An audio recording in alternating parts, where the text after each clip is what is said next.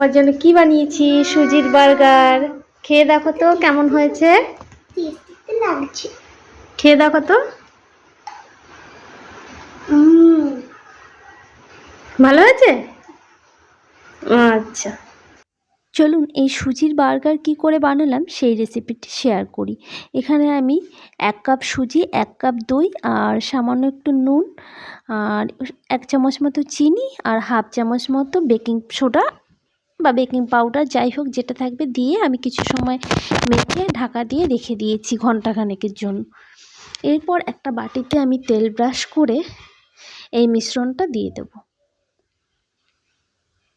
দিয়ে এবার কড়াইয়ের মধ্যে জল দিয়ে, আর আমার এখানে স্ট্যান্ডে এটা ছোট হয়ে যাচ্ছিল বাটিটা, সেই জন্য আর একটা বাটি দিয়ে তার মধ্যে বসিয়ে ঢাকা দিয়ে দিয়েছি। এবার দেখুন এখানে কেকটা কিন্তু রেডি হয়ে গেছে। একদম সফট হয়েছে এবং খুব নরম সফট এবং টেস্টি হয়েছে। এবার এটাকে আমি মাঝখান থেকে ভাগ করে নিলাম।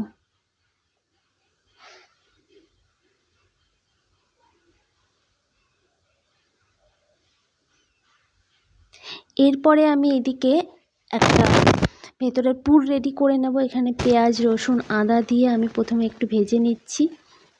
এর মধ্যে আমি কিছু চিকেন কিমা, সলিড চিকেন কিমাগুলো দিয়ে দিচ্ছি। পরিমাণ মতো নুন হলুদ দিয়ে দিলাম আর দিয়ে দিলাম কিছু চিংড়ি মাছ। এবার সবগুলো দিয়ে খুব ভালো করে ভেজে নেব।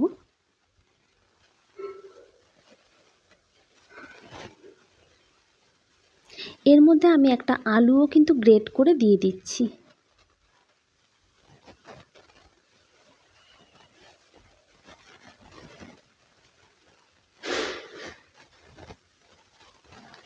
এরপরে কিছুটা গুঁড়ো মশলা দিয়ে দিলাম আর একটুখানি গরম মশলা গুঁড়ো দিয়ে দিলাম। ব্যাস ওইদিকে রেডি হয়ে গেল পুরটা। এইবার আমি যে সুজির যে বার্গারের জন্য যে কেকটা করেছিলাম এটার মধ্যে দিয়ে রাখছি, ভালো করে চামচ দিয়ে দিচ্ছি।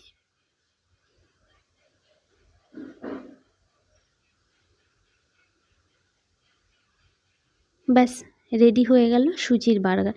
ভীষণ হেলদি এবং বাড়িতে সহজেই বানানো যাবে এবং বাচ্চারা খেতে খুবই ভালোবাসে।